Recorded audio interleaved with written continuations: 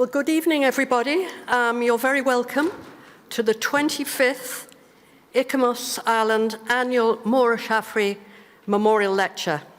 And I'm delighted to welcome our eminent speaker, Philippe Villeneuve, to Dublin, his first visit. My name is Angela Rolfe, and I'm honoured to have been recently elected as the President of ICOMOS Ireland. For those of you who may not be familiar with ICOMOS, it is the International Council on Monuments and Sites. It was established by UNESCO in 1965 with its headquarters in Paris. ICOMOS is made up of a network of experts who work for the conservation and protection of cultural heritage across the world. ICOMOS has more than 11,000 members in 132 countries and 31 international scientific committees. ICOMOS is an advisory body to the World Heritage Committee for the implementation of the UNESCO World Heritage Convention. And ICOMOS members review nominations of cultural world heritage and ensure their conservation status informed by ICOMOS charters. ICOMOS Ireland is one of the 113 national committees active globally. It was established here in 1984. It has a multidisciplinary membership of about 100, we're all volunteers, comprising archaeologists, historians, planners, architects, engineers, and other conservation practitioners. We have 10 national scientific committees with a range of topics, including cultural landscapes, energy and sustainability, education and training, industrial, vernacular heritage, and 20th century heritage. The format for this evening is that Philippe Villeneuve will present his lecture on the restoration of Notre-Dame Cathedral. His lecture will be given in French, which will be simultaneously interpreted, and you should all have picked up one of these devices on your way in. And his talk, I'm told, will last about 45 minutes. The presentation will be followed by a short response from Professor Roger Stalley. Before I ask Gráinne Shaffrey to introduce Philippe, Her Excellency Céline, Ambassador for France, would like to say a few words. Thank you, Ambassador.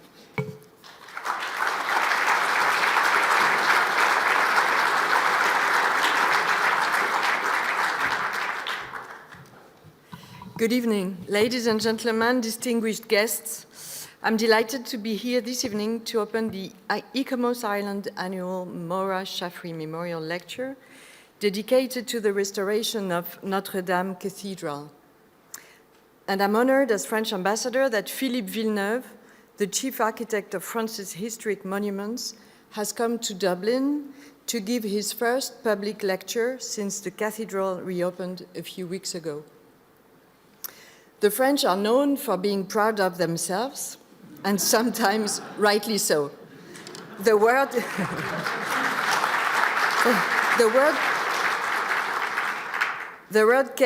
carried out by Philippe Villeneuve clearly falls into this category. So let me thank ICOMOS Ireland for organizing this wonderful event, in particular its president, Angela Rolfe, and Gráinne Shaffrey, board member of ICOMOS International. In April 2019, the fire at Notre-Dame de Paris sent shockwaves around the world. It was experienced as a tragedy in France, but also throughout the world. This shared grief highlighted how much this monument was part of a shared heritage and legacy of humanity.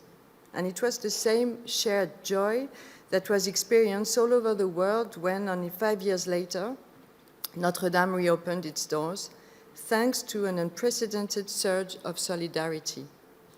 More than 340,000 donors from 150 countries contributed to its restoration, raising more than 845 million euros. This generosity brought together people from all nations, all faiths and backgrounds. The strong historical and cultural ties between France and Ireland were also evident during this difficult time, and we were deeply moved by the outpouring of solidarity and support from the Irish people. This bond remains equally evident as so many of you gather here tonight. Notre-Dame's restoration is not only a story of generosity, but also one of extraordinary craftsmanship. Restoring the monument was an immense task requiring innovative engineering and an unwavering respect for its history. More than 2,000 craftsmen mobilized to rebuild what seemed lost. Their work, often using techniques dating back to the 13th century, is a testament to the timeless excellence of our heritage professions. A once-in-a-century project and a true global collaboration, the reopening of Notre-Dame has sent a shock of hope, as President Macron described it, a reminder of what we can accomplish when we act together in the spirit of unity. A reminder also, as we are gathered here in the historic site of Dublin Castle, of our shared commitment to preserving cultural heritage, not only as a link to our past, but as a beacon for our future. Many films and documentaries have already been made, and there will certainly be more to come. The many ceremonies of the reopening of the cathedral also were well worth a French film. But tonight, it is Philippe Villeneuve who will speak to us directly about the immense challenges and triumphs of this historic restoration. His leadership has been truly remarkable and a source of inspiration. Thank you, Philippe Villeneuve, for sharing your incredible journey with us tonight. Go rêve, Margot. Merci beaucoup.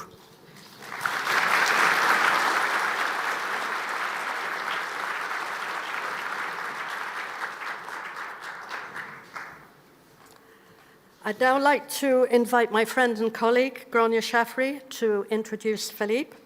Gráinne is the current board member of ICOMOS International and an ex-president of ICOMOS Ireland.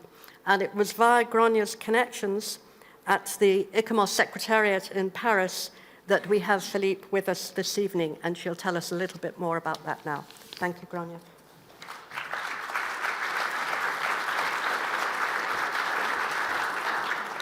And bear with me because I know you really were here to hear Philippe, but I am greatly honoured to be introducing Philippe Villeneuve to deliver the 2024 ICOMOS annual lecture. So yes, for this evening only, we are manipulating time.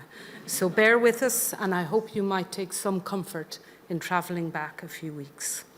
I'm also really delighted with Angela and my ICOMOS Ireland colleagues to be welcoming Philippe and Olivier to Dublin for your first visit here.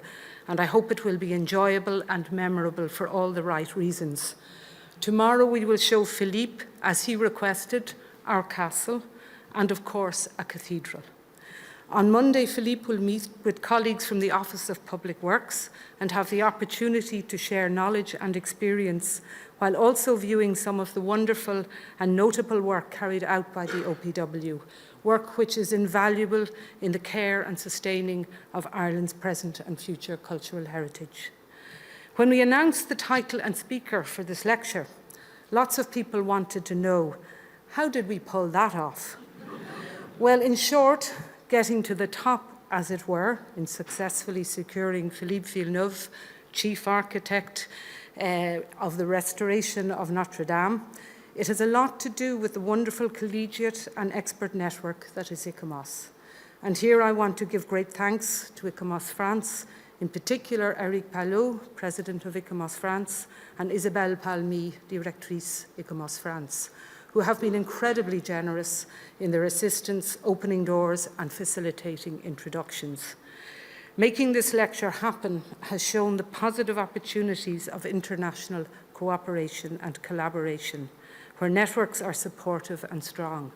Long-standing friendships have made this event possible and will hopefully lead to new friendships and relationships. The restoration of Notre-Dame has to be one of the most inspiring projects of our time on so many levels. Getting it done as planned, the incredible range of skills and expertise involved, for the firefighters and first responders, to the craftsmen and women, conservators, engineers, scaffolders, architects, etc., The logistics of coordination and accommodation of so many people on site every day, a veritable mini-city of action, the palpable passion, ambition and love of all involved for their task, and the supreme quality of execution throughout it all. I'd like to just relate this achievement to the theme ICOMOS has adopted globally for its current triennial scientific plan, which is disaster and conflict resilient heritage, preparedness, response and recovery. To me, the Notre-Dame restoration story stands as an exemplar of preparedness, response and recovery. The preparation through ongoing maintenance, survey and inventories carried out beforehand, the way the skilled firefighters were ready, able and there to respond when the crisis happened, to the care, rigour and ambition in the realised recovery are all genuinely breathtaking. We see this achievement as the result of many, and one of the standout people in this is our guest speaker this evening, Philippe Villeneuve. In the short time I have spent with Philippe since his arrival yesterday, it is clear that he possesses not just expert skill and competency, he also has a lived and embodied knowledge. Philippe graduated as an architect in 1989 and became Chief Architect of Historic Monuments in 1997. A native Parisian, Philippe's interest in architecture and Notre-Dame date back to his childhood, where he studied organ music. And I've learnt indeed that all these interests were apparent at the age of 16, when he built a model of Notre-Dame de Paris, with inside the model, a model of the organ, and inside a cassette which played the music of the organ. He studied architecture in Paris at the Charenton-le-Pont School, where the ICOMOS headquarters is now located. He became a specialist conservation architect in 1995 and a chief architect of historic monuments in 1997. His work in this role has brought him throughout France in regions such as Charente, Creuse, Haute-Vienne, Charente-Maritime, Loire et Cher, and working on many magnificent monuments belonging to the state, amongst which some of the highlights are, the restoration of Saint-Amand de Bois-Xaby, the restoration of the interior and exterior of the choir of Saint-Pierre Cathedral in Angoulême, the rescue and restoration of the bell tower at Notre-Dame Church in La Souterraine, the restoration of the portal of Saint-Jean and the chevet of Saint-Étienne Cathedral in Limoges, the restoration of the chateau and grand staircase at La Rochefoucauld. In 2011, he was appointed Chief Architect of Historic Monuments of Chambord, and in 2013 of Notre-Dame de Paris. On Bastille Day that same year, 2013, Philippe Villeneuve was knighted as Chevalier des Arts et des Lettres by the Minister of Culture, following his work rescuing and stabilising collapsing walls of the 17th century town hall in La Rochelle following a fire. As chief architect for Notre-Dame de Paris, Philippe was working on a major restoration of the Viollet-le-Duc timber spire, known as the Flèche, and repair works to the cathedral's decaying stonework, following a programme developed over several years of research, surveys, inventories, and detailed planning. The works were on site when in 2019, when on April the 15th, a serious fire started at the base of the timber Flèche. Philippe continues the original vision for this annual lecture, that it would be delivered by an internationally recognised expert in the field of cultural heritage conservation and on a theme of contemporary relevance internationally and in Ireland. Philippe, the floor is yours to tell us your story of the restoration of Notre-Dame.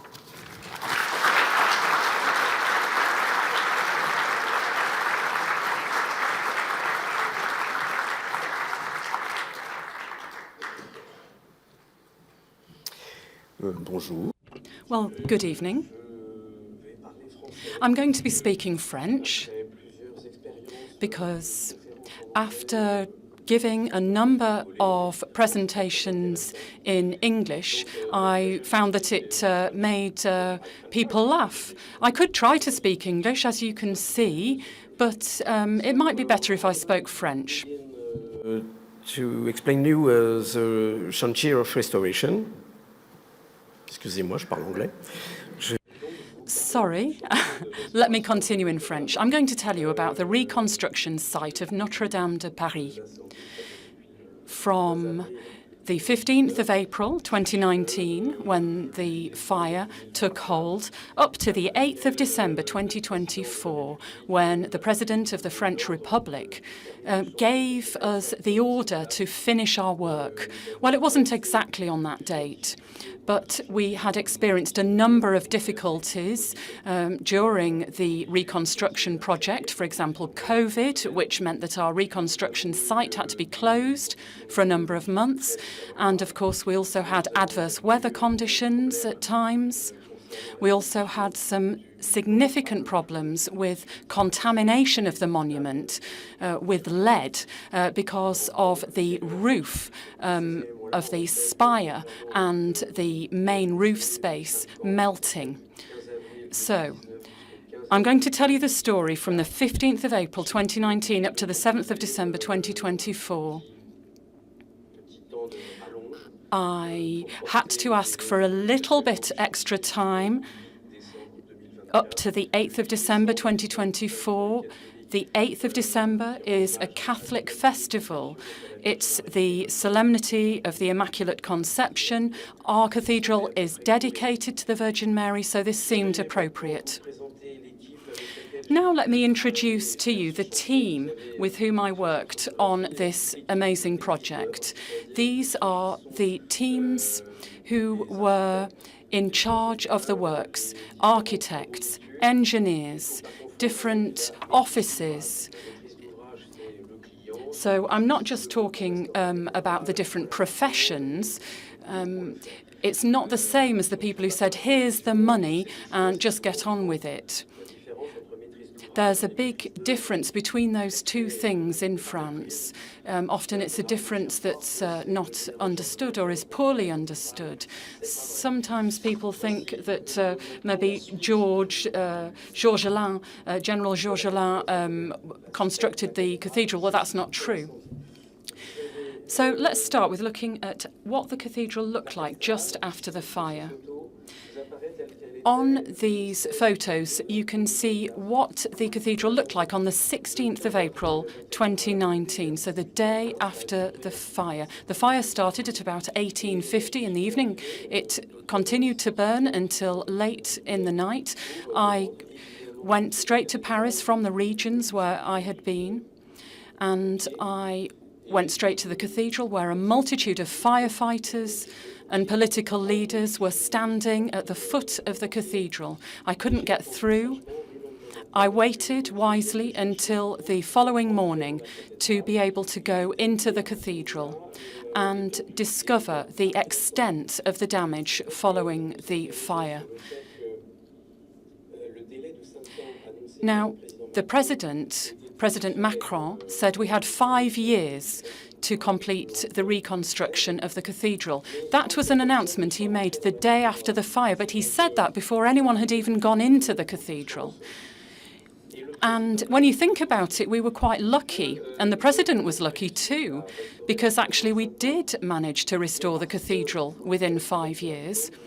But that's because we only had the spire, the roof structure, the roofing, and 3 portions of vaulting that had collapsed. But it was very difficult to decide, to know what the damage was before going into the cathedral. Sure, we'd all seen the spire fall down and collapse into the cathedral. People had seen the smoke, the noise, the flames. We might have feared the worst, in other words, that the whole of the vaulting might have collapsed into the cathedral. But in fact, as you can see from the photos on the screen, you can see the extradosis, the external part of the vaulting. You can see that this is remnants of a classified monument. So it's classified remnants. You can see on these, in the vaults, you can see the remnants of the roof. You can see some holes, and you can see what that looked like from inside. On the left-hand side, you can see the hole caused by the collapse of the bottom part of the spire. And I'll show you some more photos of that soon, because the spire was so heavy that it pierced the vaulting of the cathedral. And then you've got the hole in the vault in the nave, which was caused by the top part of the spire. And then on the right-hand side of the photo, you can see the collapse of part of Viollet-le-Duc's roof structure. And we can tell from this two things. First of all, there's only this hole, that's the only one, in the vaults. All of the other vaultings survived. Why? Well, because in the Middle Ages, cathedral fires were very common. They happened often. When you read histories, you always hear, well, the first cathedral of the 16th century was destroyed during such and such an invasion. There was a fire, and these churches, these cathedrals, were generally made of stone, and then they had a roof structure. When the roof structure burnt, it continued to burn down at the foot of the pillars collapsed. And so the whole thing had to be rebuilt. When those vaults were created, they were hugely beautiful, but above all, they protected the rest of the church. So it meant that the roof structure burnt, but the rest of the cathedral was protected. That's exactly what happened here. 800 years after its design, 860 years, in fact, after its design, the vaulting worked exactly as the experts of the time had intended. In other words, the roofing structure burnt, the frameworks fell like dominoes. Okay, a bit of the thickness of the vaulting was affected by the flames, but structurally, the vaulting remained sound. But all of the holes here are caused by wood from the 19th century. You have this roof framework and the spire, this magnificent spire of Viollet-le-Duc in the middle, but then the higher part of the spire pierced the vault, and in the transept you have one of these fermes, triangular structures of the 19th century, very different from the medieval wood, which fell on the thinnest part of the vaulting, and that's why we got such a large gaping hole in this vaulting. I'll move on quickly, but you can see that below the vaulting we have all of this wood from the stool which supported the spire, and on the right-hand side you've got the wood from the spire itself, which fell down through the roof and continued to burn at the bottom. And the two pillars that you can see at the top of the photo are burnt. They're a little bit pink. That's exactly what might have happened in the Middle Ages. In other words, the wood continued burning at the base of the pillars.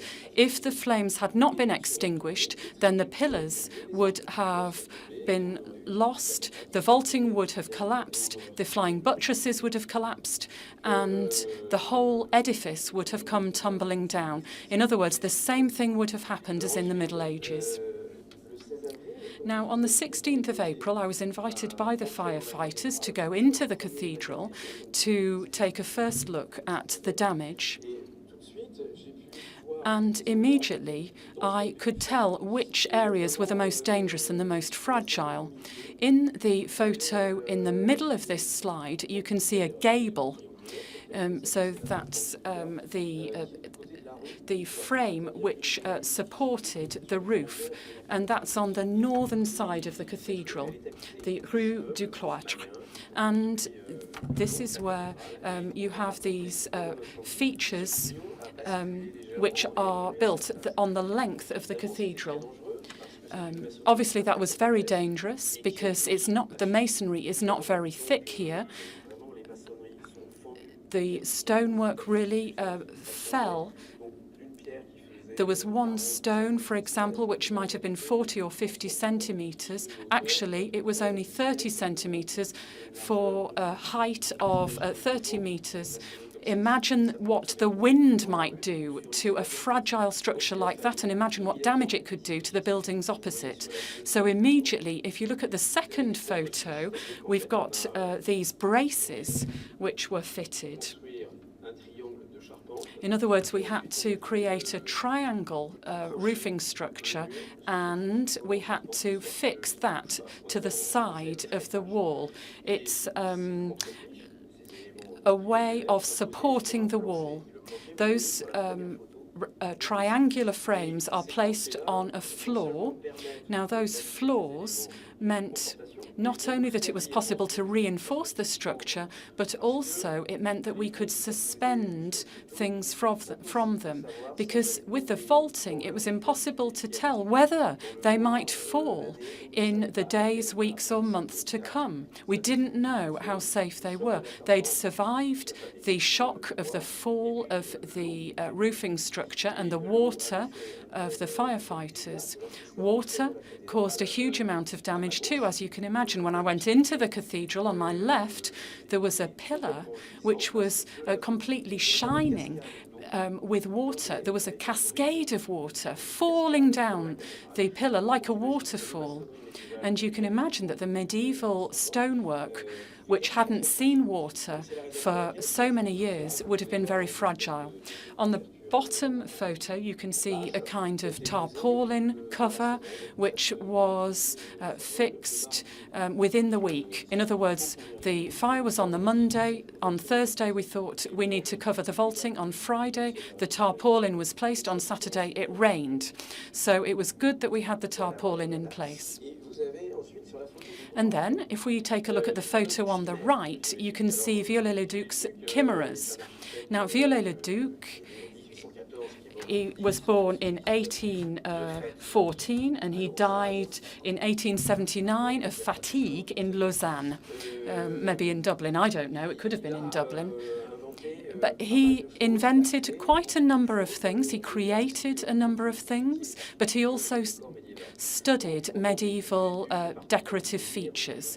And Viollet-le-Duc really was someone who had studied his art. And when he created these rather fantastical sculptures, these chimeras, we obviously wouldn't necessarily imagine that there might be a cow with talons, or, for example, a woman with 3 breasts and talons, and then these other fantastical figures. I'm just trying to find the word in French, says the speaker. So it could be an alchemist. All of these have come straight from the imagination of Viollet-le-Duc. But we know that there were sculptures at the time. We have a description written by a baron who described the cathedral and said that Viollet-le-Duc had written it, but actually it wasn't him. And he described the balustrade with talons. And when we look at an engraving, we can see this balustrade with little sculptures extending the hooks below, which you can see in the photo. And these are precious. They were designed by Viollet-le-Duc, they were sculpted at the time, and they were burnt in the fire.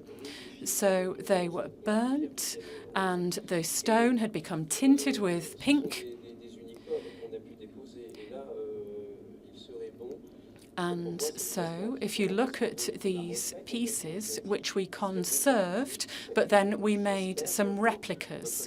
And I hope that one day there will be a museum outside Notre-Dame Cathedral, in the same way as there's one outside Strasbourg and Cologne cathedrals, to show these chimeras, the original ones.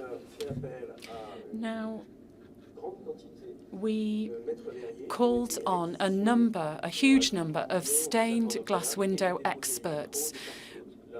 They were called in to remove the stained glass windows from the upper bays of the choir, but they were also removed from the nave. The picture shows the choir.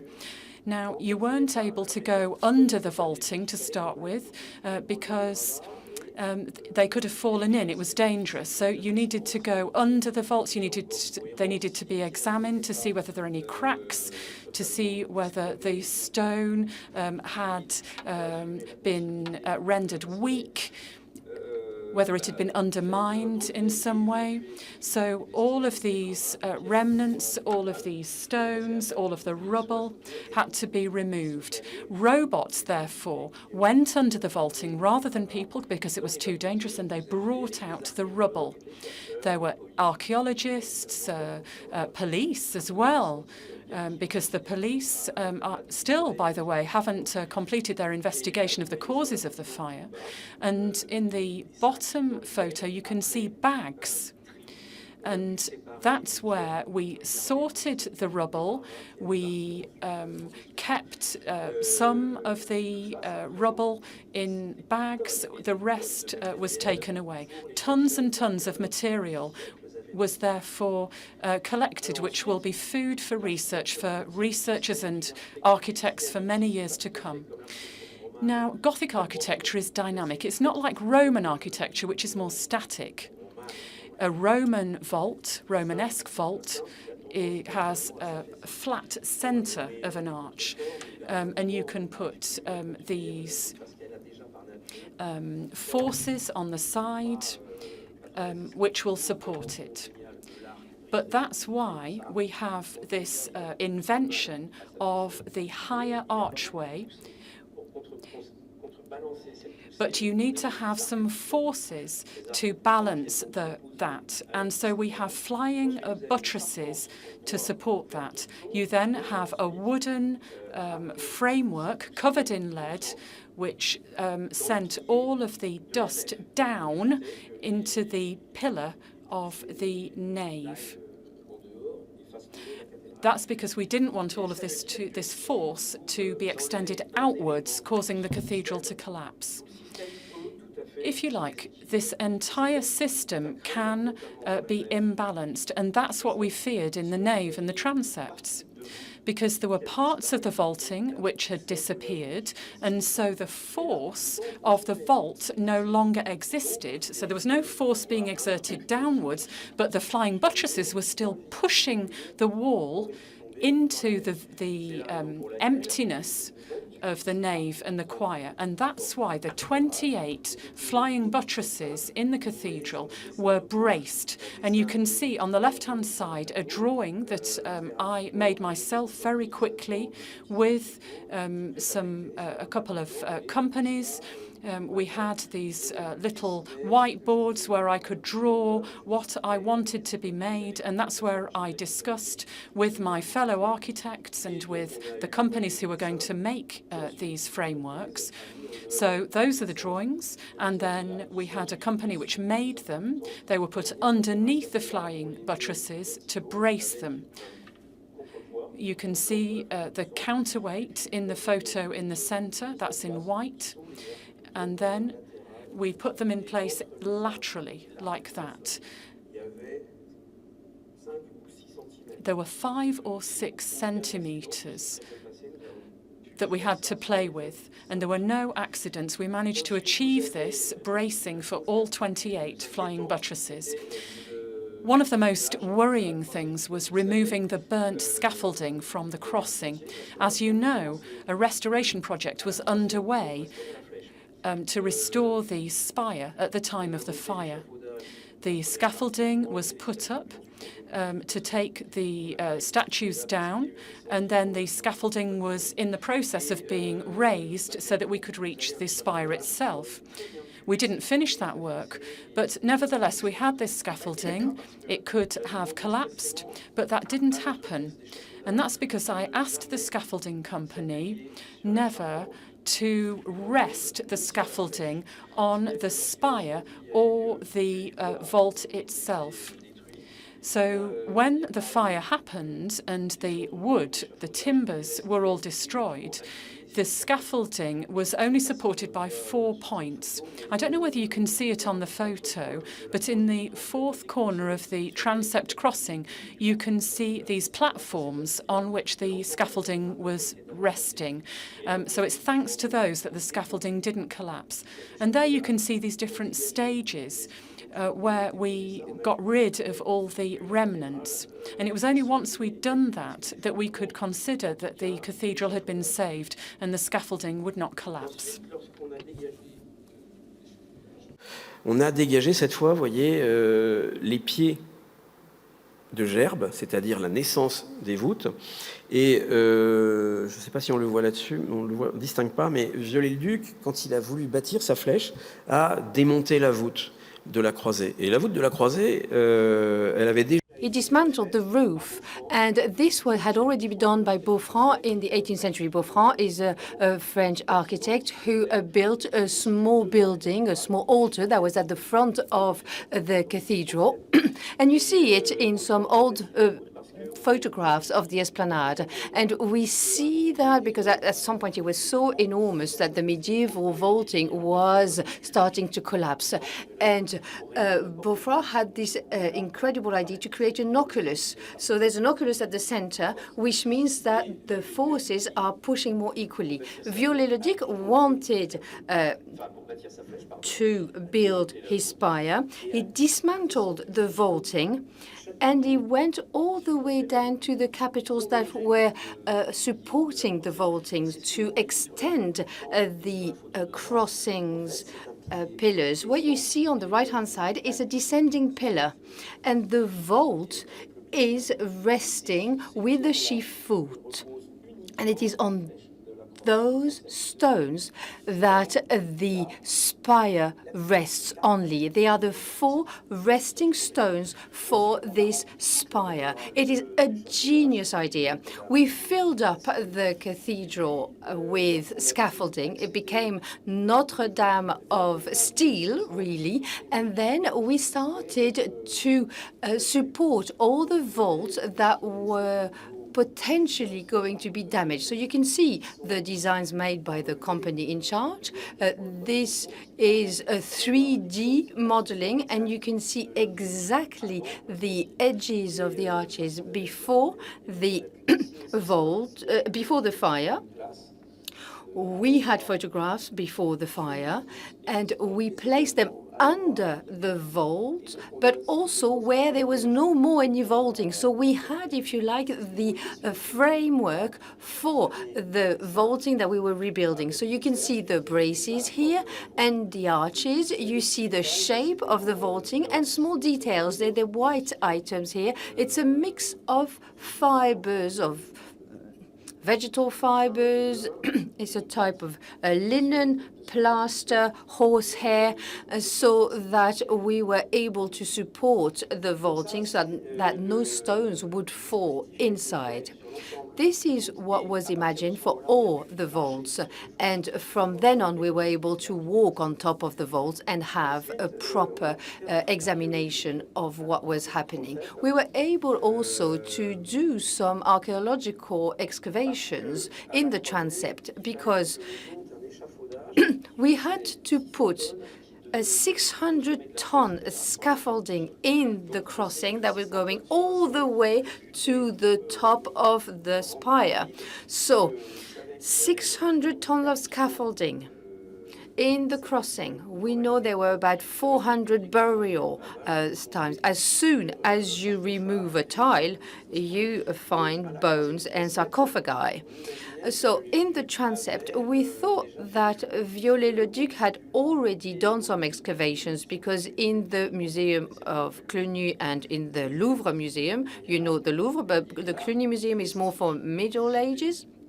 We have the rood screen, the medieval rood screen of Notre-Dame, 26 elements of it. So we thought, well, Viollet-le-Duc must have excavated the transept and found that, but no, No, Viollet-le-Duc did not excavate anything, but he needed some trenches inside the transept for heating, because you have remains, buried remains, under the cathedral, but you also have some bridges for hot air that was coming through the different grids to be able to heat up the cathedral. It was quite interesting in the 18th century already with Viollet-le-Duc, and let's not forget that. It was already quite extraordinary.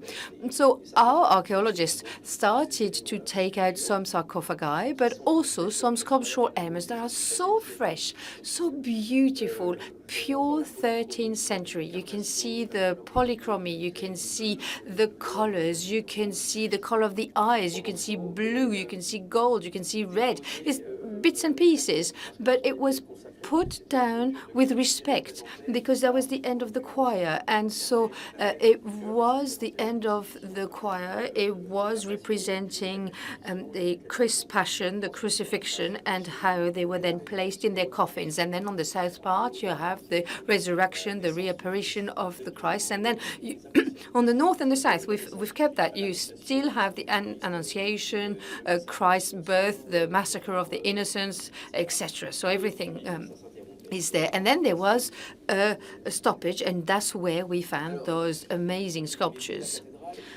As I told you, the cathedral had been contaminated by lead. In France, many silly things were told, and abroad as well. An American person said that the contaminating cloud flew all the way to the city of Rouen, contaminating everything on its path. That's absolutely ridiculous. Let's talk about lead. In order for lead to vaporize, to reach clouds, lead must reach a temperature of 1,750 degrees, I think. It's either 1,450 or 1,750, but it's scientific. I'll let you check. That doesn't matter. But the temperature in the fire was between 800 and 1,000 degrees. So lead could not be vaporized. Lead could not fly into clouds and pollute the whole Paris area or further. But that's what was said by some. Now, lead did contaminate the cathedral in small particles, and those small particles went everywhere. Notre-Dame de Paris stone is quite an open stone, and it has a lot of little seashells because Paris, before it was built, that area was under an ocean. So you can see little holes, alveoli, and some lead dust entered there. But the lead dust went everywhere into the wooden structures, inside the walls, on the all surfaces. So we had to prepare a complex protocol. That's what it looks like. First of all, we were not allowed to enter the cathedral without a mask with active vacuum of your breath. That was very important. That was very specific inspector in France. It's a lady. She's an expert inspector. And she decided to put in place the asbestos protocol to answer the lead issue. The problem is that asbestos flies up, lead falls down. So we were forced to go into a special room to undress, to wear very lovely paper underwear, then put on boots, masks, special outfits to enter the cathedral, because it was like Chernobyl. It was dirty, it was deadly. And then when you were finished, you had to get undressed, take a shower, get dressed again, and then go and kiss your wives and children, because you had survived the worst. So progressively. Stupid. Alors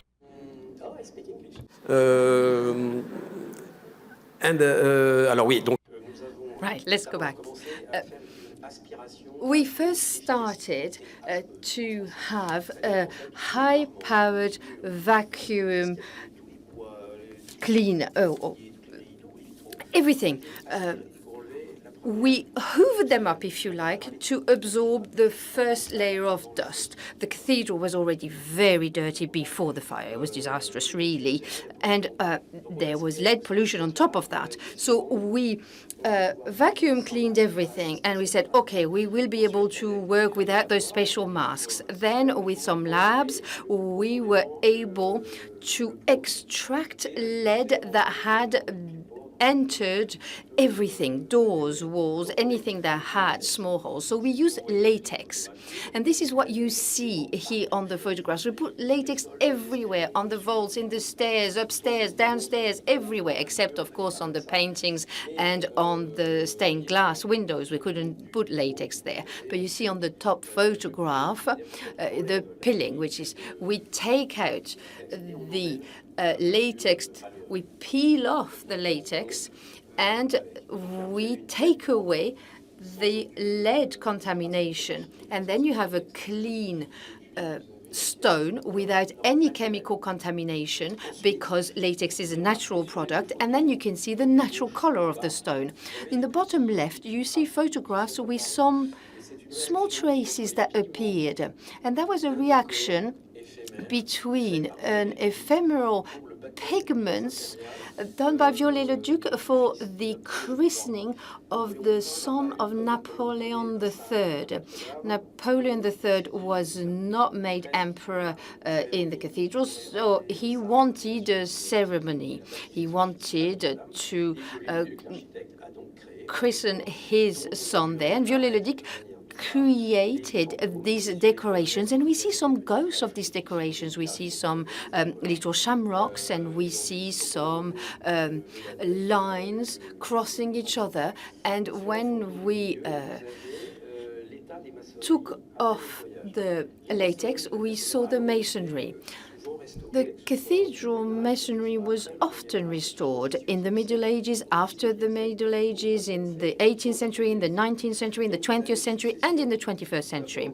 So some of the joints were cleaned up, and we can see different types of mortar. It can be a lime and sand mortar, or it can be a type of what we call a bastard mortar, where clay is introduced in the mortar. So it's a bit similar to Roman cement, and then you have proper cement that was used in the 1930s, in the 1950s. We thought it was great for cathedrals because it was solid and strong to use cement, but that was dreadful, of course. You see some of the decorative features, but there's something that's abominable. Viollet-le-Duc, when he restored the masonry, he overlined all the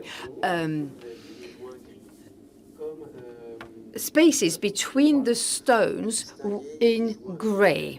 You can see here a line, a darker line, and that line is the Viollet-le-Duc's line. But my predecessors, when they started to dust away the cathedral during previous restorations, they said, oh, we have to take that away. I used the same technique. I cleaned it up, but then I relined all those stones in the same color as the stone itself, rather than in a darker line. So you can see the different phases of cleaning. You can see on the left-hand side, we covered the vaulting with a cataplasm. Why? I explained to you that the vaulting was soaked in water by the firefighters. So some part were not covered by the tarpaulin that I had asked to be put there, and some of the water went deeply into the stones, into the mortar. Then came the summer.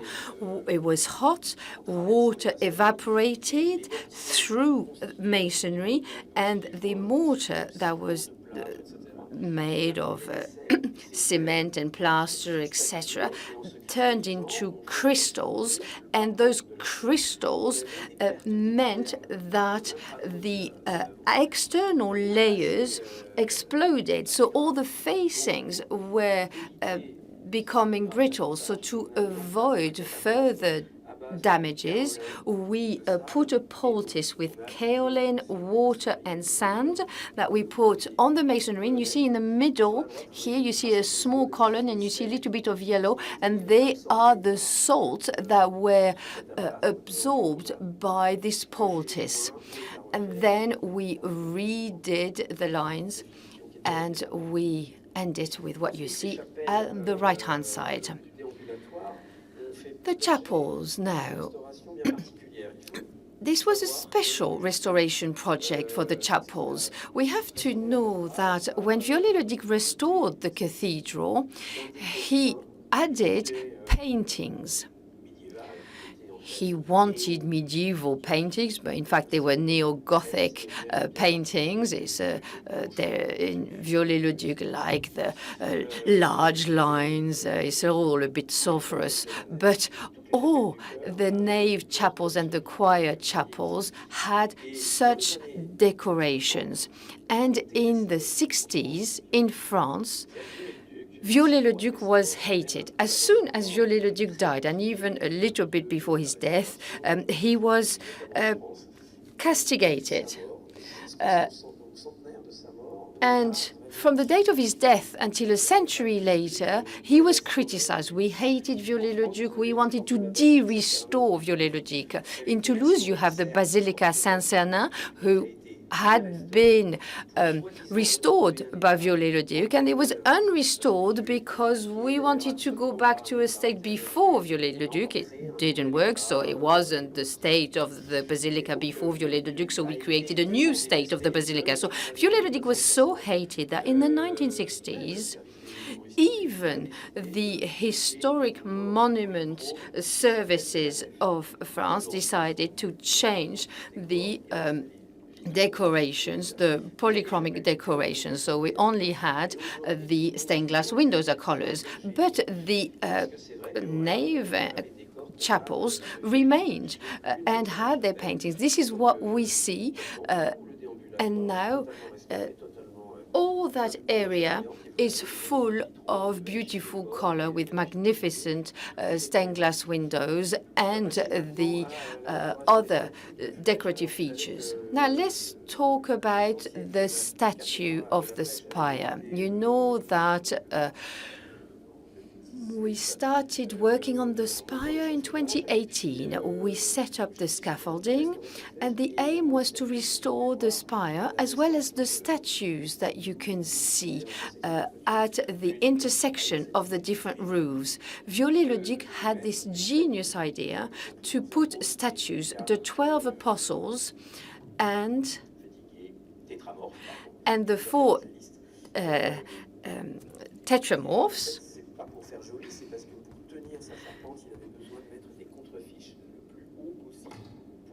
The 4 gospel writers, and that was very important because it didn't want this beam to stay like that. So he has copper statues that bring the spire all the way to the heavens. We took out those statues on the Thursday, and on the Monday the fire started. So those statues were saved. We've restored them. They're beautiful.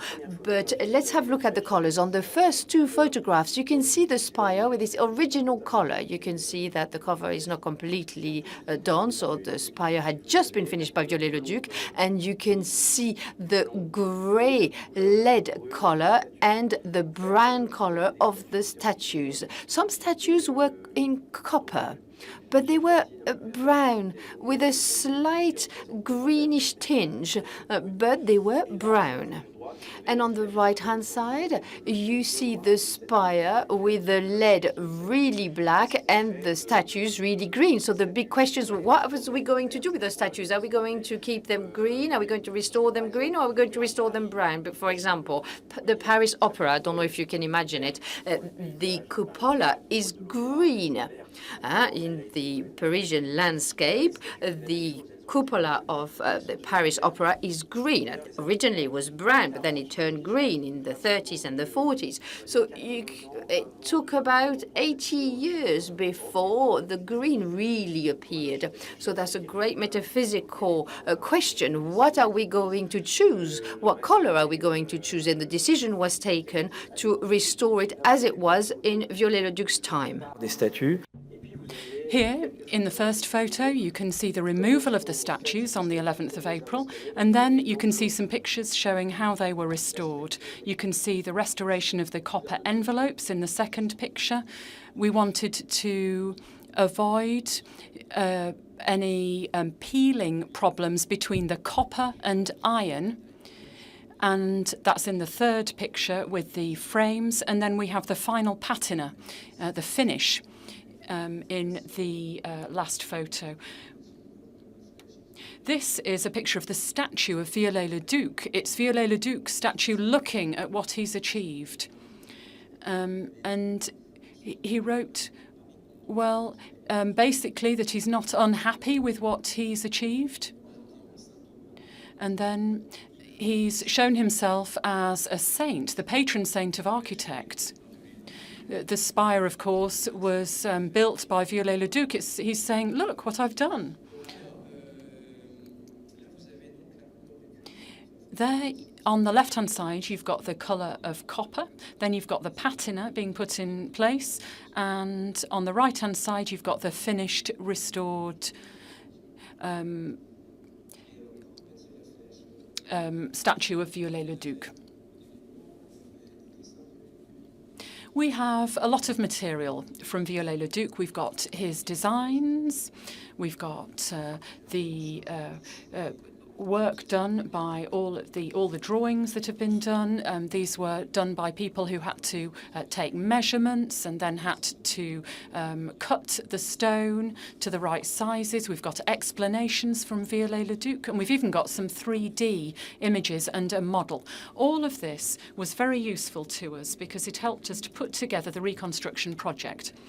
On the one hand, you have a whole analysis of the assembly of the spire and the work that was done by all of the different architects, including Rémy Froment, who was one of the chief architects who I asked to join me working on Notre-Dame. And he'd even done a study of the roofing structure in the past, which meant that we could restore that roofing framework on the basis of reliable data.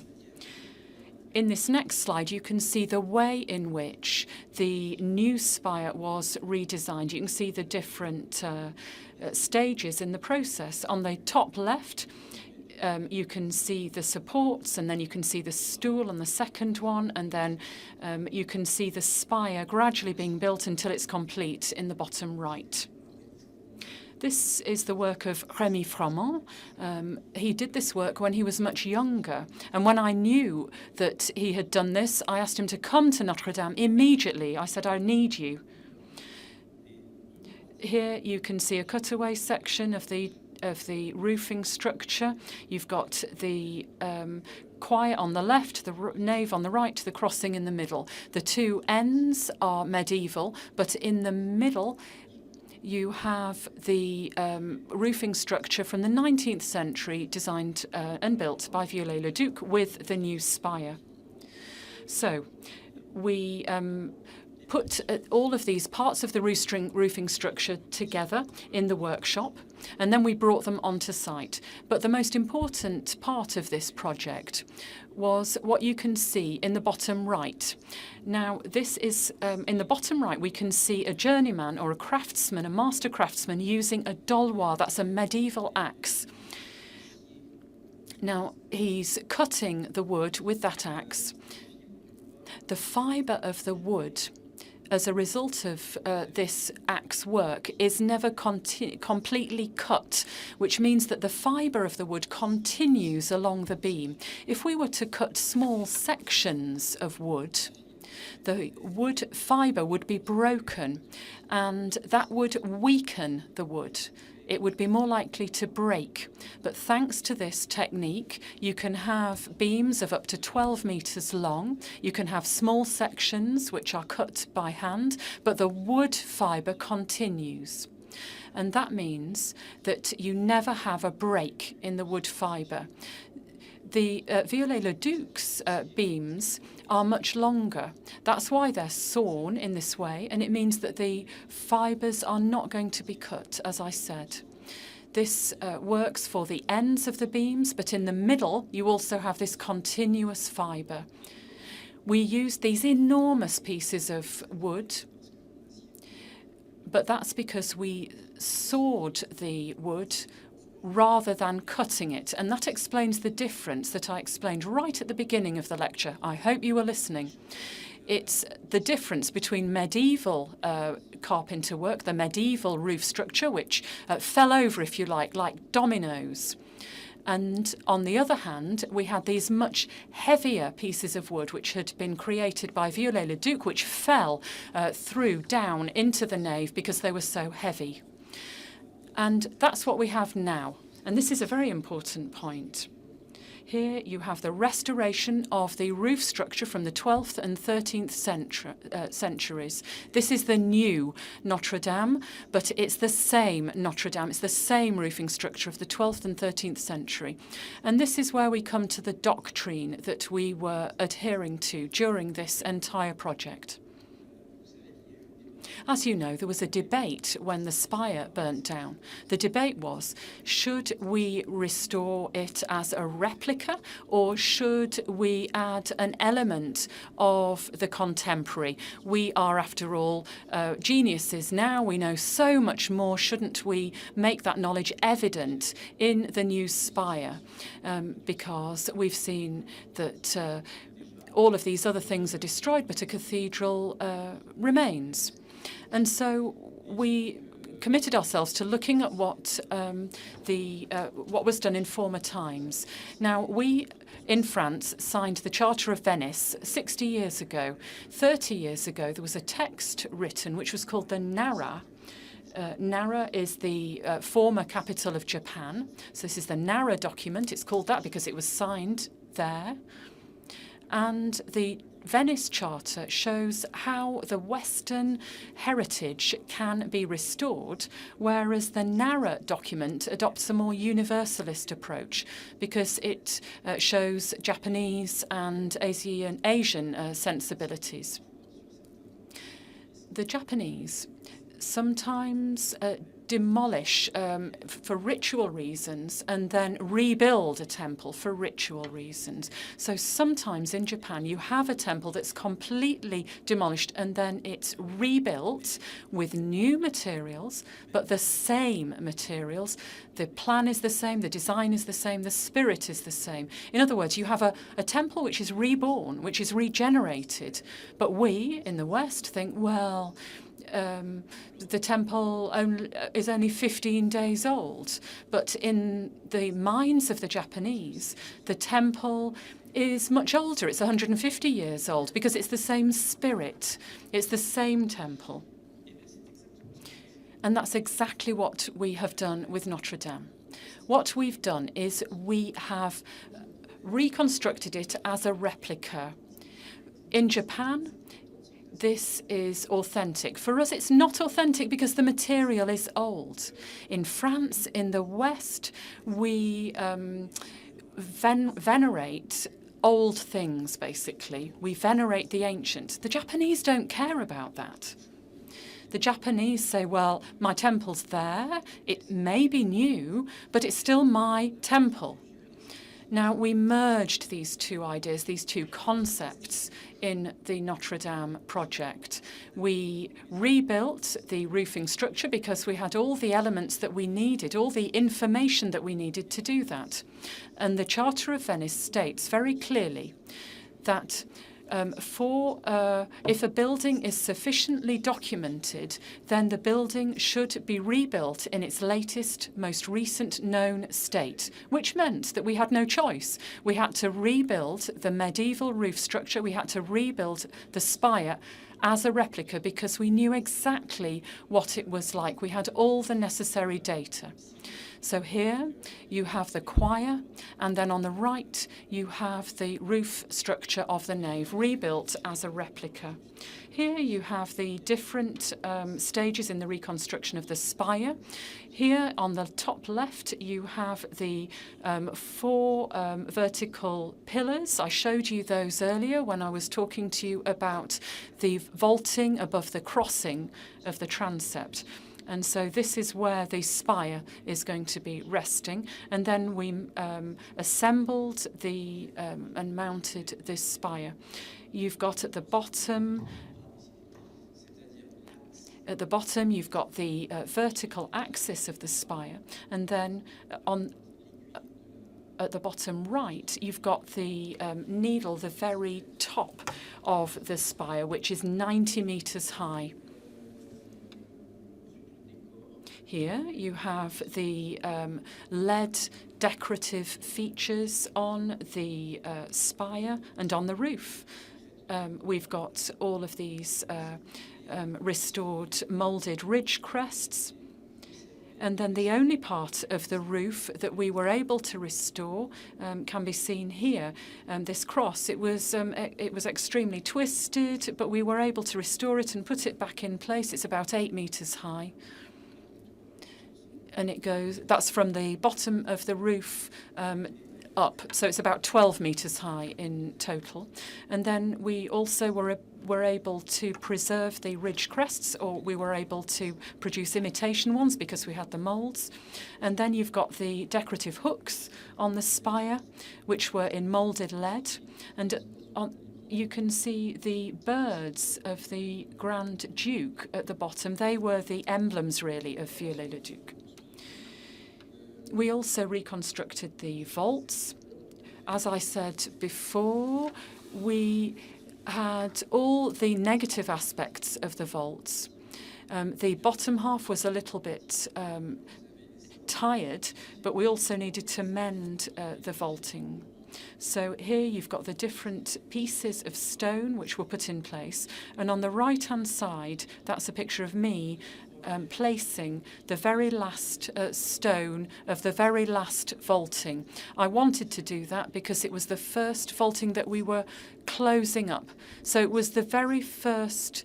It was really important to me to do that. It was the first scar that we had completely healed in that vaulting. I mentioned the oculus earlier when I was talking about the fact that the vault in the transept crossing in the Middle Ages had been removed. But if you look at the arches and you can see the keystone, you had about 16 meters. And so you can understand the medieval vaulting and how that worked. So there was the idea to create this oculus. There were 4 angels surrounding it. You can see one here, and then there is the Virgin and Child in the middle. Obviously, all of this was destroyed when the spire collapsed. And then in the middle, you have one of the 2 angels that we were able to recover. The other 2 were pulverized.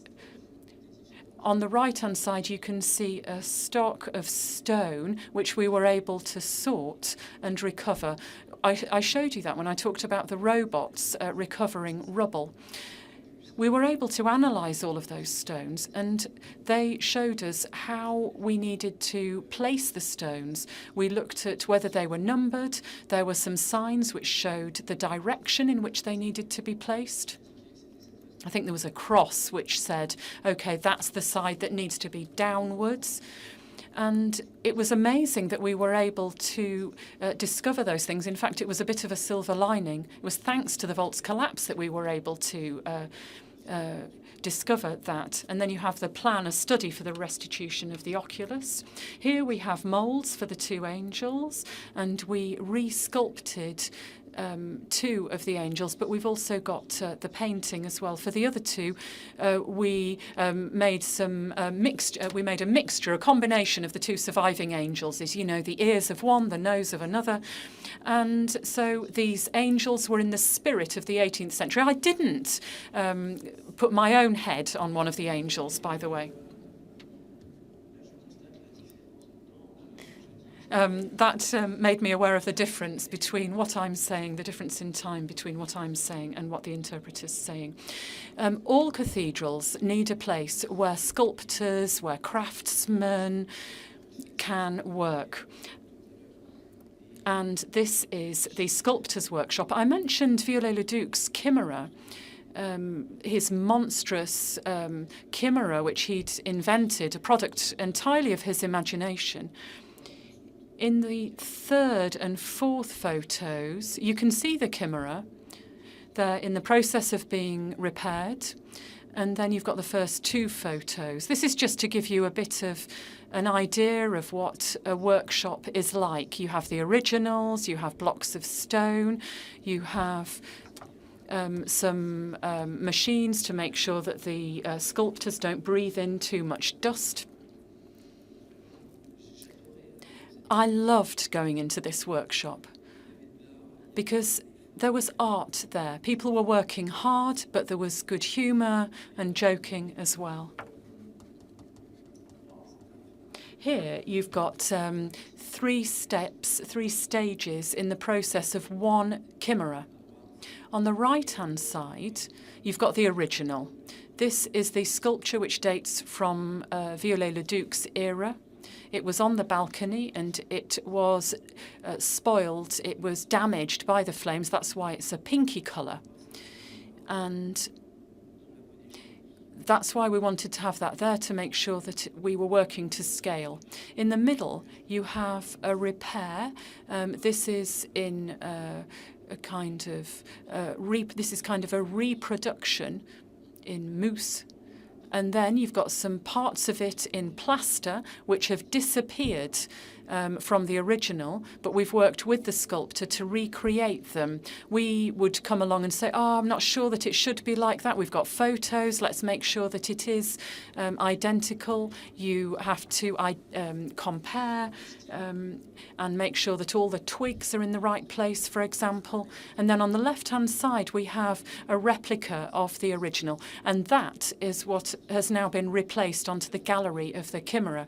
On the left-hand side, you've got the restored original statue of Saint-Denis. He's one of the patrons of Paris, and he's looking towards the north of the city to the Basilica of Saint-Denis.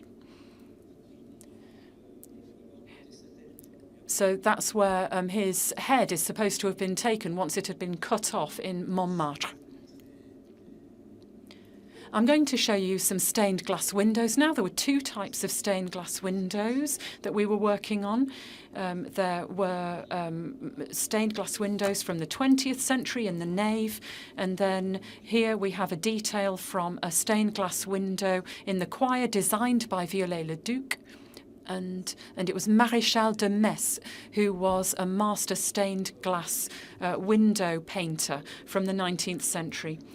Now we have the big organ, the great organ. This remained intact. Just having a bit of trouble with my slides here. Sorry about that. Here you can see what kind of a state the organ pipes were in after the fire. And you can see the keyboard as well. So you can see the keyboards on the console, you can see the pipes. The colour is due to the lead, which fell down onto the keyboards and also onto the organ case. All of the pipes were removed apart from the very biggest. The biggest is more than 10 metres high. It's a 32-foot pipe. A foot is about 33 centimetres. So times that by 32 and you've got the height of the pipe.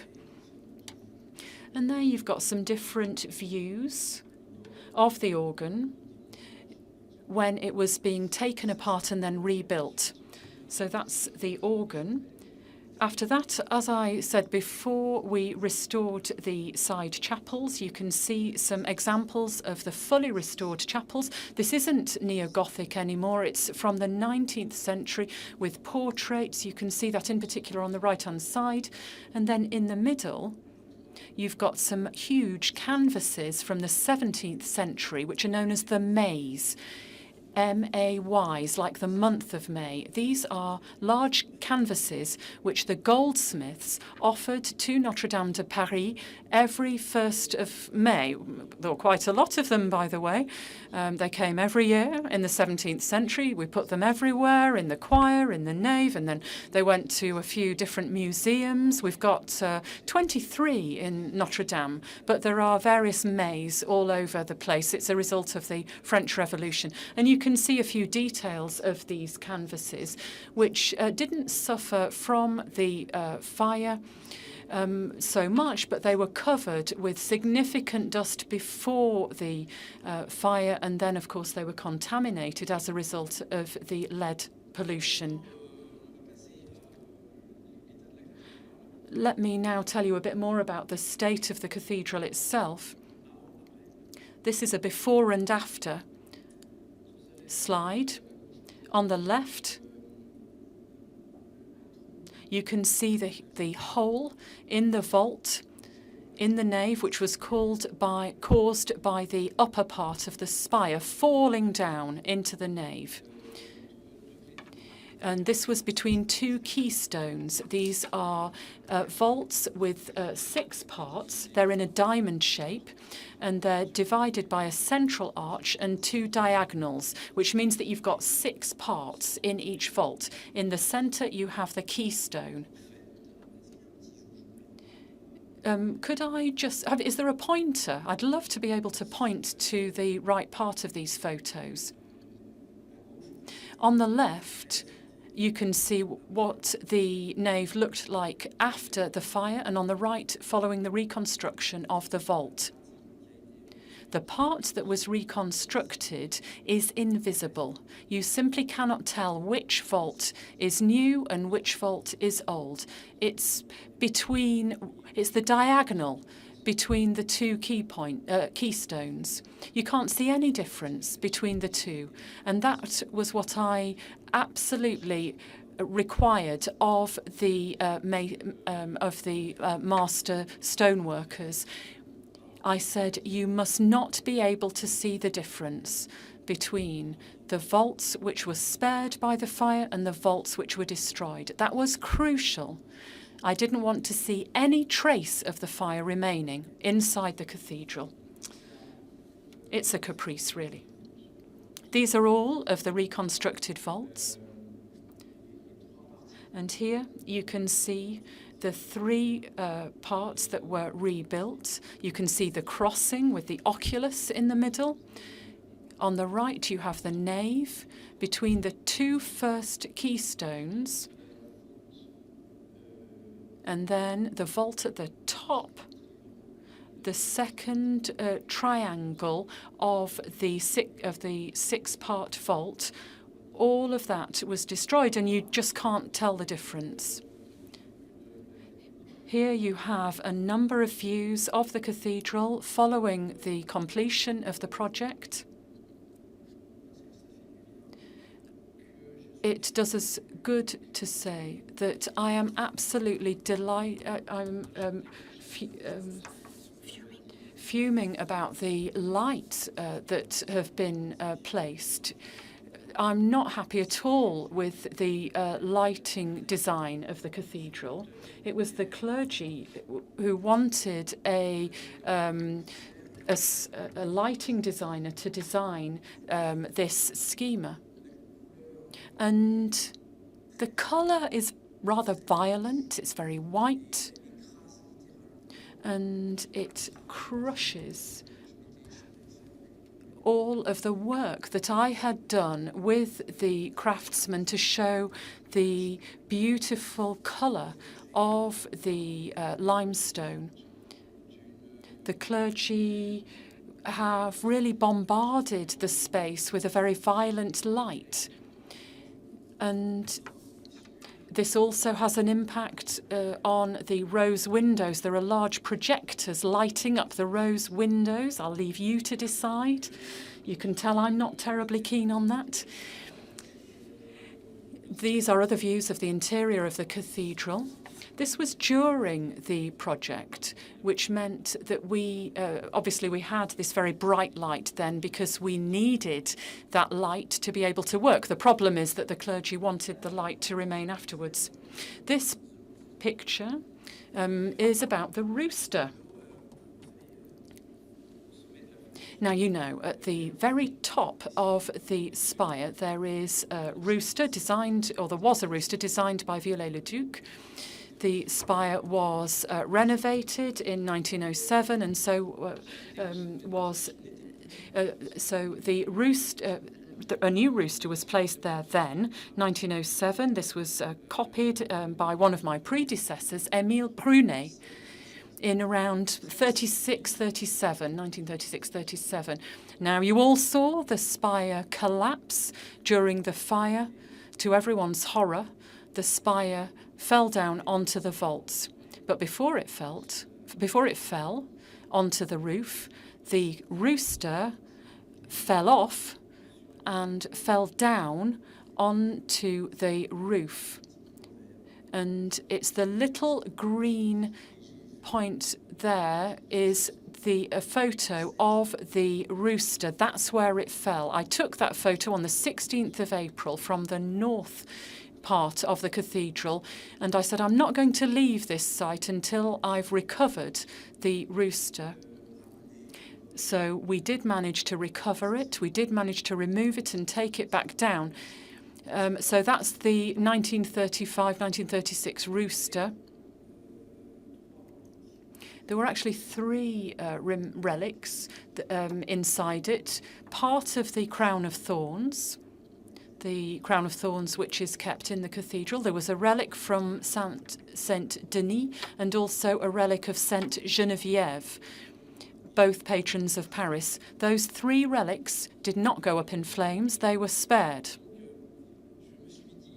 And so I said to myself, it didn't really make sense to make a copy of this rooster given what had happened to it. As I say, I didn't want any trace of the fact that the fire had happened either in the cathedral or outside. It's as if the Mona Lisa had burnt. Would you want a trace of the fire to be left on it? Well, no. And that's why it seemed obvious to me that it couldn't be that rooster or a replica of it. So I had fun designing this one. On the left, it's a sketch. In the middle and on the right-hand side, you can see the finished product. This is the newly restored rooster that I designed myself.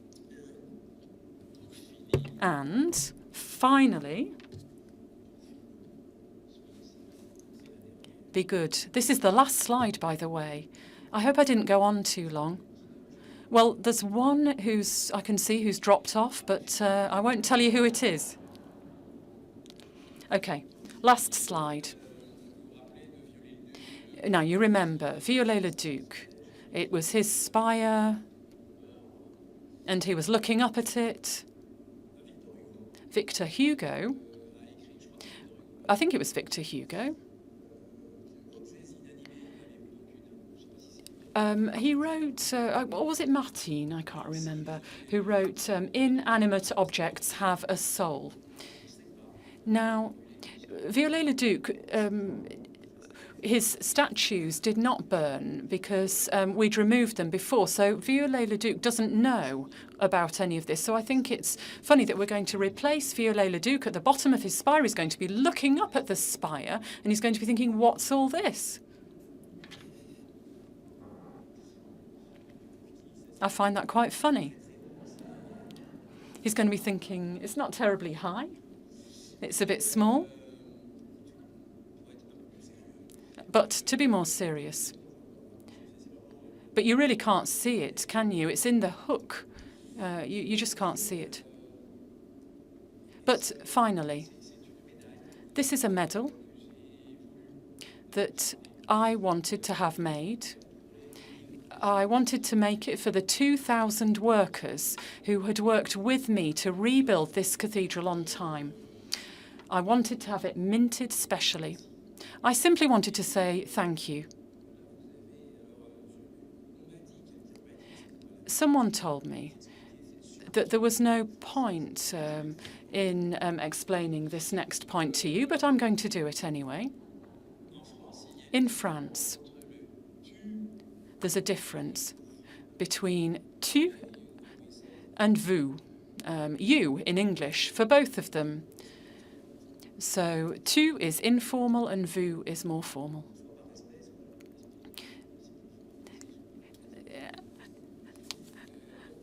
The speaker says he's giving us a rest while he explains about you. But we have this difference in France. And during this project, because I felt better that way, I wanted to say tu to all of the colleagues, all of the craftsmen. I didn't say vous, I said tu. And I tried to call people by their first names. I really wanted to do that, and I wanted the craftsmen to do the same with me. I'm not Mr. Architect. The one person did do that, and I'm sure he still remembers.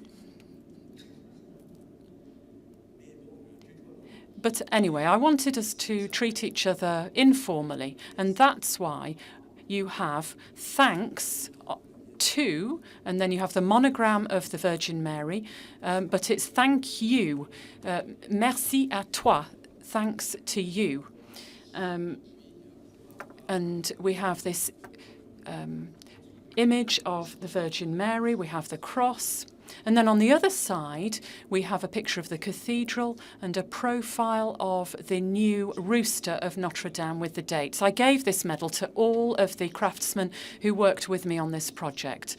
And I hope that once they are old at home with their children and grandchildren, they'll be able to say, you know what, your granddad was involved in the restoration of Notre-Dame with a rather mad architect, and he rebuilt Notre-Dame in 5 years. Thank you.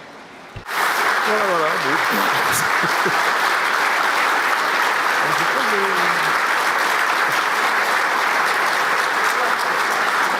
Do you want to go and sit over there and have some water? Yes.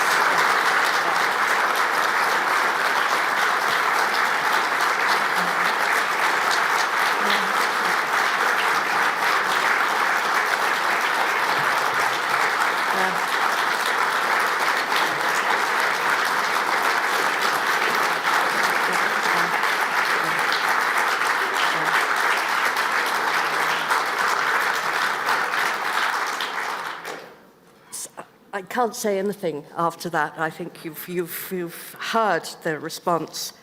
Now I've got to ask Roger Stalley to come up and respond. Now, Roger, I'm feeling incredibly mean. I mean, how do you follow that? But I'm sure you will. Professor Roger Stalley is a fellow emeritus in the history of art in Trinity College, Dublin. He's a scholar and teacher in medieval architecture and sculpture, and his speciality is early Gothic and Romanesque architecture and sculpture in Western Europe, with a particular focus on Irish architecture and art. And I met Roger some time ago, more than 25 years ago, when he was a trustee of the Gestiviti Library here in Dublin Castle. Roger, would you like to come up and say your bit? Thank you very much.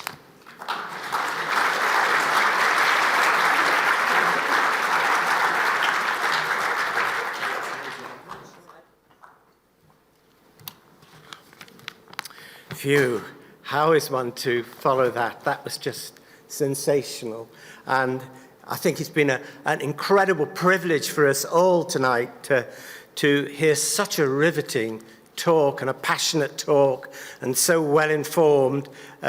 So thank you, Philippe, for that magnificent presentation and explaining everything you've achieved at Notre-Dame.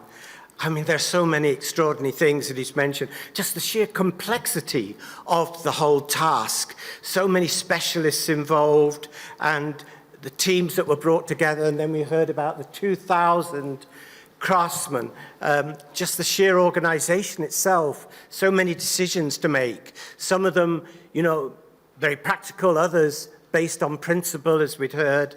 And then there were all the problems, the dangers, and, you know, don't forget COVID coming in to give a helping hand, so to speak, to the difficulties.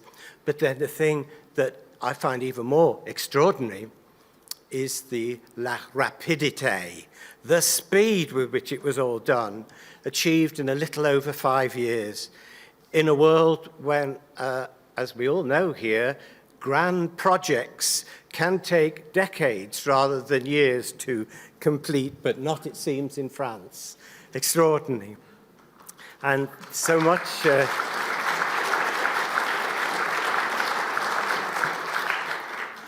and I know Philippe was very forthright about the amount of light in the modern Notre-Dame, in the new Notre-Dame, but of course, not the new Notre-Dame, but as it appears today.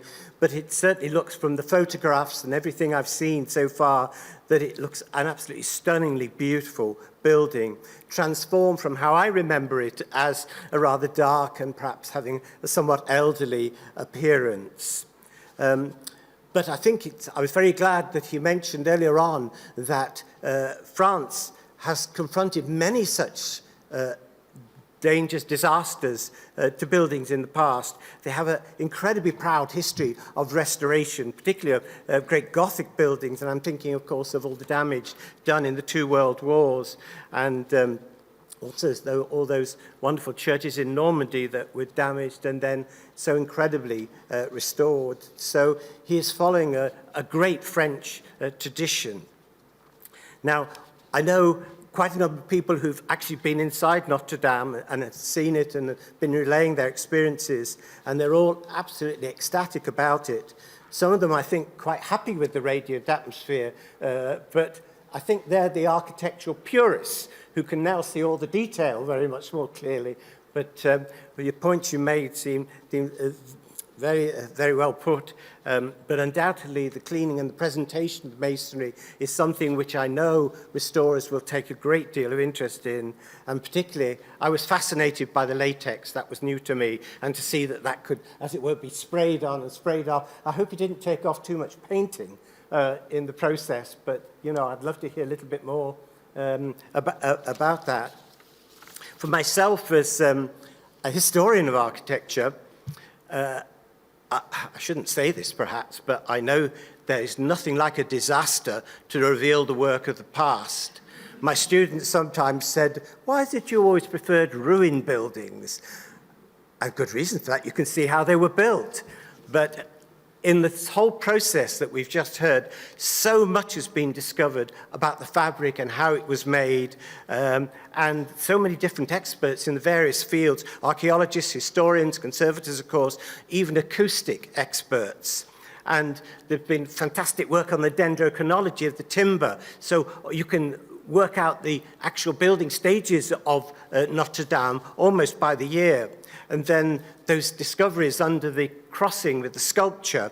And another revelation which really has intrigued me is the amount of iron that was used in the building. Horizontal clamps locking the masonry together in the tribune and at the higher levels. And I hope I'm right in saying this, but I gather that this iron has now been subjected to scrutiny with electron microscope, and they discovered that at least some of it was actually recycled, reused at the time it was being employed in the late 12th, 13th century. So I get this lovely vision in Paris. Suddenly the word must have gone, we need iron, and everybody was bringing in their pots and pans to have them all recycled. Perhaps it was a bit more technical than that. But I do think it's interesting because when we look at Gothic, we do tend to think that it's all entirely dependent, of course, on stone, on the compressive strength in stone and that balance of compressive forces. And clearly, it's not the whole story. Those early masons in Paris played safe by adding the iron ties and It's almost as if they knew that what they were doing was a high-risk project.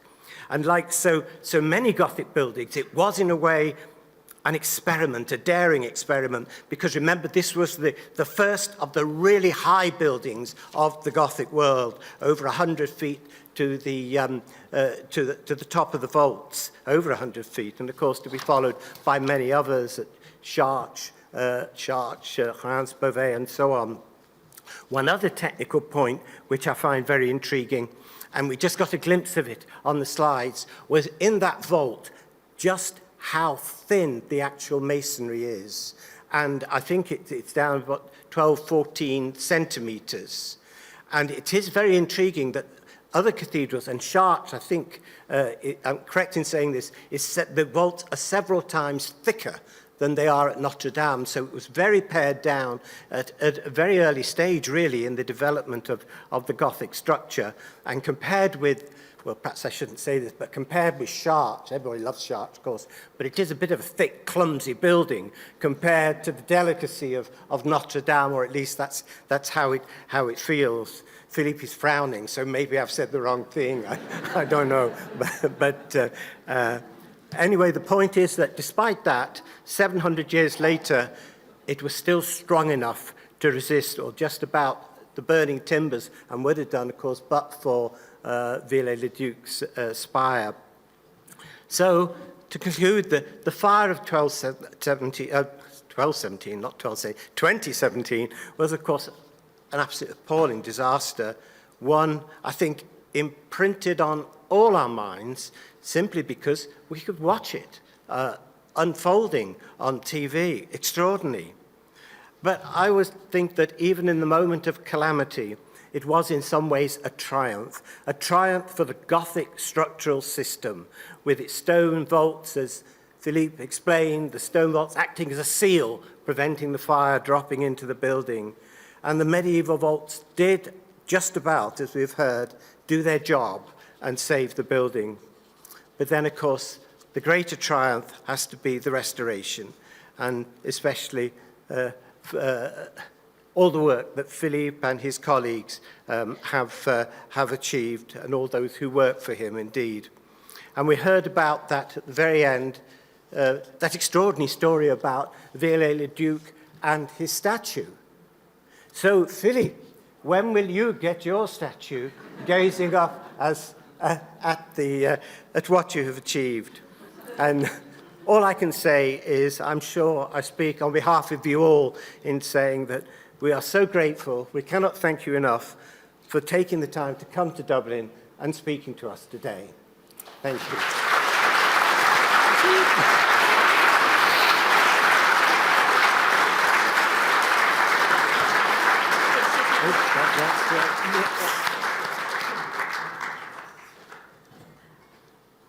Roger, before I open the questions to the floor, do you have anything specific you want to ask Philippe?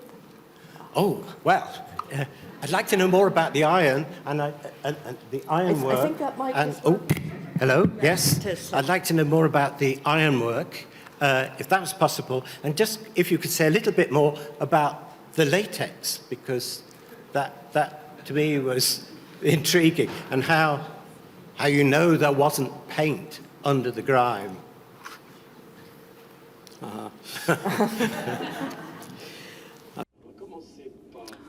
Right. I'm going to start with the iron. In the Middle Ages, iron was used sparingly, but it was still used. At the beginning, it was used for stained glass windows, for example. And then we realized that as buildings were getting larger and taller, there had to be some continuity. The mortar wasn't resistant enough to traction. And as you know very well, if you have a vault and an arc, it's going to move. There are going to be forces pushing it apart. So you have to stop this outside movement. So often I joke and I say that Italians do not know what an arc or a vault is. An Italian is always scared if he doesn't put a metallic bar through it first. And in France, or in England, or in Ireland, or in Germany, in such countries where we know what Gothic is, we use metal progressively. And we do have iron clamps nearly everywhere. So this is what we have at the level of the tribunes that separate the different arcades from the nave. There's a wall, and then you see clamps, clamps, clamps. But you have them the other way around as well. So everything has been clamped. So really, we have this impression that the architect really wanted to have this continuity, bearing in mind what was going to come above. However, there were some limits, because clamps can only be that big.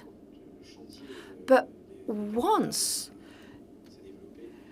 cathedrals really started to be built in 1230, 1240, there was the Saint Chapel of Paris. The whole building was belted up with metallic rods. But in Amiens, for example, the height is such and the width is such that pillars tend to do that.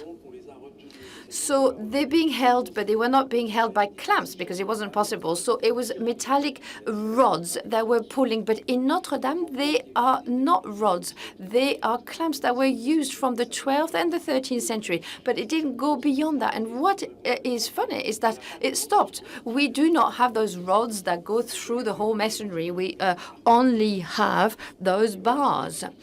And Viollet-le-Duc did it. So that's one way. We didn't believe it. Often, we thought that metal was used spectacularly quickly, especially for chains. But no, it started for small items, such as clamps, but it's true that there is metal everywhere.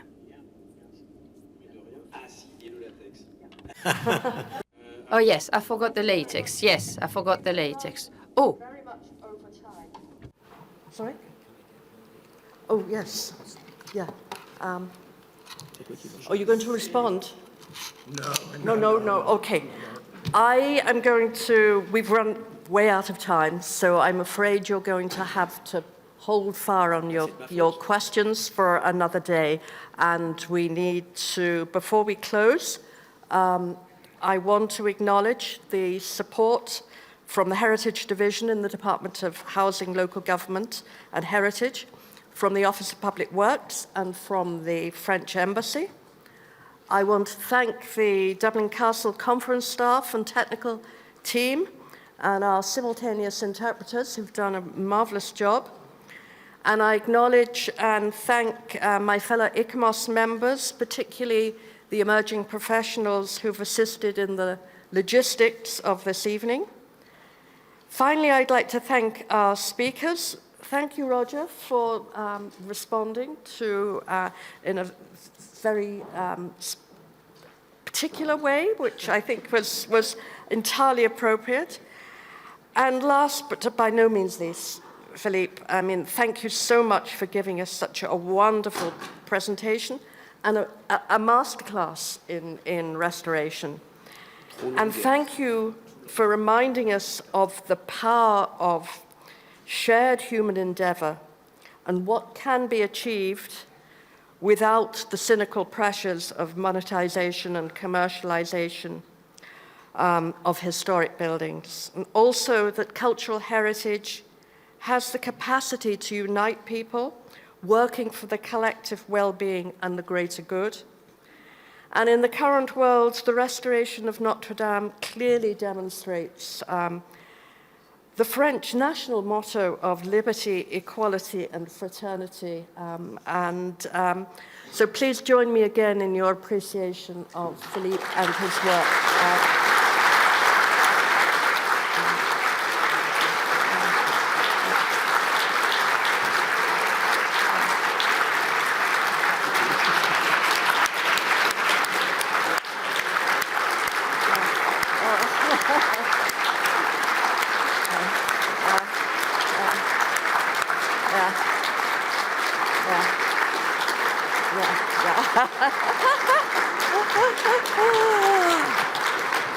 Yeah.